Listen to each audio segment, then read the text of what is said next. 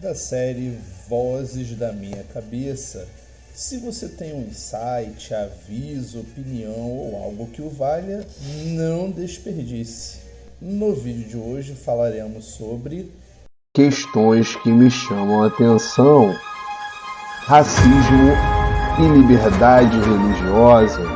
Comete o crime de racismo pastor de determinada congregação religiosa que ofende líderes e seguidores de outras crenças religiosas, chamando religiões assassinas, ou líderes assassinos, pilantras, estupradores espirituais e que levam seus seguidores a caminhos de podridão, afirmando ele que todas as religiões mencionadas eram destinadas à adoração do diabo. O recurso ordinário em habeas corpus 146.333 do Rio de Janeiro, eu destaquei algumas situações peculiares que foram destacadas pelos próprios ministros que proferiram seus votos no referido recurso ordinário. Então, a primeira questão que eu achei interessante foi que eles falaram sobre o direito à liberdade religiosa. Esse direito, ele permite que todas as congregações, elas tentem angariar seguidores para as suas seitas, crenças religiosas. Elas permitem o proselitismo religioso. Elas não permitem, entretanto, que essa liberdade constitucional sirva de escudo para o cometimento de crimes. Então, por exemplo, essas palavras que foram interpretadas por determinado pastor de congregação religiosa, elas passaram um pouco da medida e por isso o Supremo Tribunal Federal decidiu, por ampla maioria na segunda turma do STF, né, o relator, o ministro Luiz Edson Fachin, ele decidiu pelo trancamento da ação penal, mas os demais membros da segunda turma, no voto de 4-1, acabaram ganhando e não autorizando o trancamento da ação penal, porque realmente esse líder religioso ele acabou cometendo o crime de racismo. Então, na sequência, a gente vê que a Constituição da República, no artigo 5º, ela fala que a prática do racismo constitui crime inafiançável e imprescritível, sujeito apenas de reclusão nos termos da lei. Tem lá a lei de racismo, a lei que eu apontei ali em cima, o artigo 20, a lei 7.716, e essa conduta, ela vem em estrutura única e ela fala que praticar a indigência, a discriminação ou preconceito de raça, cor, etnia, religião ou procedência nacional tem lá a pena estabelecida na lei, que é reclusão de 1 a 3 anos e multa. E também tem as outras condutas que vocês estão vendo aí. Eu vou me permitir não ficar lendo o artigo de lei para não tomar o tempo. Se você tiver o interesse, vai lá na norma, dá uma lida na norma. Se é muito importante, eu vou dizer na sequência do vídeo por que é importante. Aí tem o outro trecho, no seu artigo 20, que é o artigo importante. Tem também esse caso, esse camarada, se não me falha a memória, é um camarada que ele escrevia artigos um cunho nazista, né, antissemita. Então, naquele caso ali, a liberdade dele de se expressar, ela não prevaleceu, né, houve uma ponderação e acabou se entendendo pelo cometimento de crimes. Mas o que eu destaquei como interessante não foi essa questão desse caso Elvanger, se não me falha a memória, esse é o nome do camarada.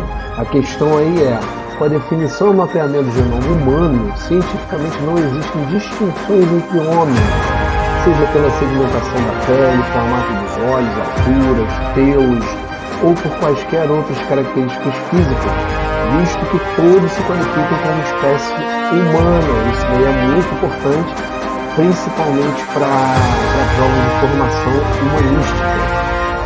A Constituição ela também fala que é inviolada a liberdade de consciência e de crença, assegurada a liberdade religiosa e garantida a proteção aos locais de culto e às suas liturgias.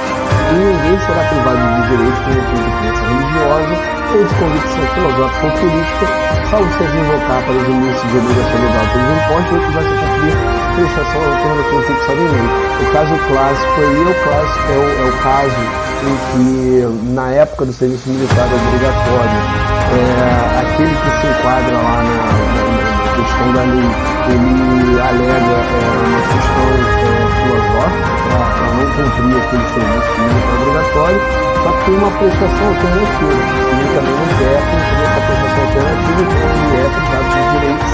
E a Constituição até fala lá que ele pode ter um direito político suspenso, uma série de implicações para esse sujeito que não cumpre essa prestação alternativa.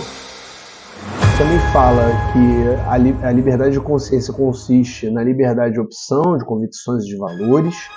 A liberdade de religião é a liberdade de adotar ou não uma religião. Como no meu caso eu não tenho religião, eu sou laico, né? Eu tenho as minhas questões com relação à religião, mas eu respeito a religião de todo mundo. Já li a Bíblia 2 vezes, já li o Alcorão, já li o Pentateuco espírita. É muito legal para a gente ter uma base, para a gente entender o que aquele pensamento lá de antigamente e que se faz presente até nos dias de hoje. Ele quer dizer, né, a origem da nossa civilização, mas cada um pode ter ou não ter a sua religião, só que não pode também ficar insultando os outros, diminuindo os outros, então de cometer lá o crime de racismo que está tipificado nessa lei que eu falei ali. A Convenção Americana dos Direitos Humanos também trata sobre a liberdade de consciência e de religião lá no seu artigo 12. Isso é muito importante para as provas, tanto de quem vai fazer a prova em que tenha direito internacional, direitos humanos e que tenha formação humanística. E aí eu cito essa questão que acabou de cair em conflito da Vietnã, eu fiz esse conflito com a Vietnã, eu acho que eu ia ver essa questão, e aí ia torcer para a questão ser anulada, porque não havia no edital o terrorismo. Então o caso concreto aí é de um camarada que é intolerante em relação aos integrantes de determinada religião, e ele quer gerar medo generalizado, e ele separou um artefato para explodir no local, né, da entrada lá dos fiéis, e o artefato ele não explodiu. E aí fala, com base na situação narrada, qual foi o crime praticado por Alfredo, e foi o crime de terrorismo, não foi o crime de racismo. É diferente a situação. Então o Código Penal ele fica lá ultraje a culto, impedimento, perturbação de ato relativo. Não foi esse o crime, né? Não teve lá a qualificação também por utilização de explosivo.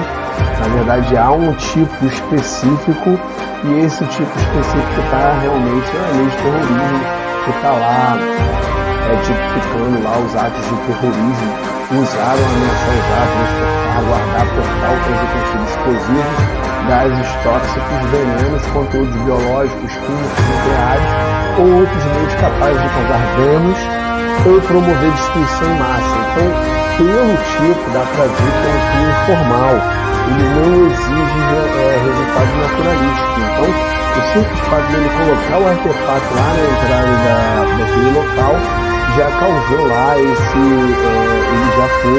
já houve a suspensão do fato à norma, beleza?